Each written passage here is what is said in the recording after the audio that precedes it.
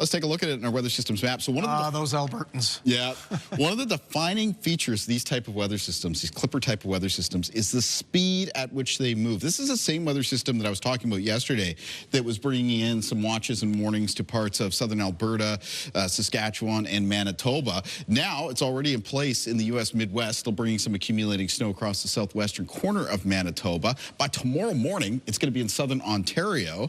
And then by tomorrow evening and night, approaching the Maritimes. So basically speeding its way across the country and bringing a swath of snow along with it. Take a look at the track of that snow. It's expected to dive down through the U.S. Midwest, getting Minneapolis with 10 to 20 centimeters of snow. Green Bay could pick up 5 to 10. Same thing goes for Windsor in the southwest of Ontario. Toronto 5 to 10, closer towards the lakeshore, but away from the lakeshore and a little bit further towards the north. Areas like Ottawa and Montreal, they could easily be in the 10 to 20 centimeter range. Same thing goes for Quebec City. And you could follow that bullseye along right into northern areas of New Brunswick, and that's where the most widespread snowfall amounts of 10 to 20 centimeters are likely to be with this one. It's even possible that some of the higher elevations in northern New Brunswick, more mountainous areas, that snow gets up to the range of 20 to 30 centimeters. Even a mess expected like areas like Fredericton, where it could be 5 to 10 centimeters of snow, followed up by a changeover to some ice pellets, freezing rain, and then eventually some rain. So taking a look at the timing of this weather system, it's not an issue for tonight. Tonight's increase in cloudiness is a chance of flurries in western areas of New Brunswick and the southwest of Nova Scotia. Now, early tomorrow morning, a more widespread round of flurries and lighter snow, for the most part, is going to develop across the Maritimes, where the snow could become a little bit steadier as we go from the morning into the early afternoon, right around Moncton, the southeastern corner of New Brunswick.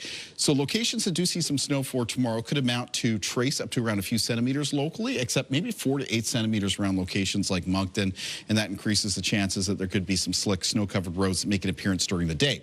Wednesday evening and Wednesday night, though, is when that Clipper arrives in earnest. You can see the mixed line there. That'll be snow turning through ice pelts and freezing rain over to rain, pushes up towards central areas of New Brunswick, towards Fredericton, as we move towards midnight Wednesday into Thursday. So that leaves Prince Edward Island and Nova Scotia mostly on the rainy side of the system, about 5 to 15 millimeters of rain expected, and that heavier snow for northern areas of New Brunswick and parts of the west of the province where those snowfall warnings are in effect.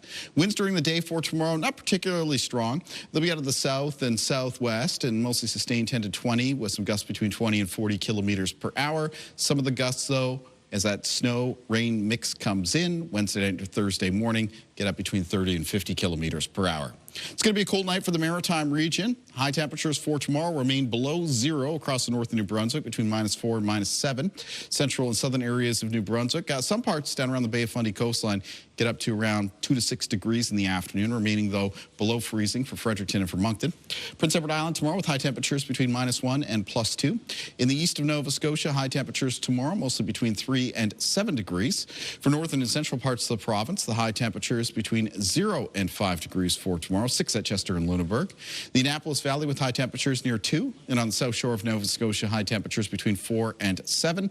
That little warm-up for Nova Scotia isn't going to last too long, though. There will be some colder air that returns by the end of this week. Speaking of the end of the week for New Brunswick, it's flurries in the forecast for Thursday and Friday. Mix of sun and cloud for the start of the weekend on Saturday. It's followed by a chance of flurries at the end of the weekend into the start of next week, which looks like it's going to be cold as well. For Nova Scotia in the forecast, coming up, we've got that rain clearing through on Thursday. Temperatures falling in behind it, so we'll have to be careful about some icy spots through the end of this week. Flurries in the forecast for Friday. Saturday, a mix of sun and cloud. Snow possible on Sunday, followed by a chance of flurries on Monday. And for Prince Edward Island in the outlook behind that weather system, as it clears through on Thursday, temperatures get colder again, so we'll need to be careful about ice. Flurries in the forecast for Friday. Saturday, mix of sun and cloud. Snow possible on Sunday, followed by a chance of flurries at the start of next week.